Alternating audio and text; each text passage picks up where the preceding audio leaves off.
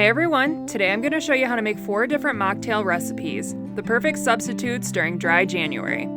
For the first mocktail, you'll need sparkling non-alcoholic rosé and raspberry sorbet.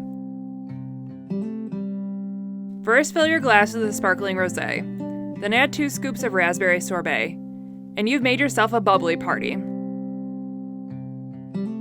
For the second mocktail, you'll need sparkling non-alcoholic rosé, raspberry lemonade, and raspberries.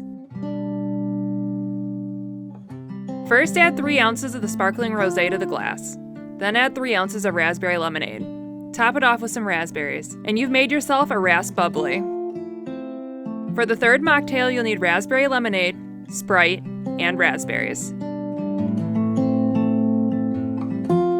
First, add raspberries to the glass and muddle them. Then add 3 ounces of raspberry lemonade and 3 ounces of Sprite, and you've made yourself a berry bubbly.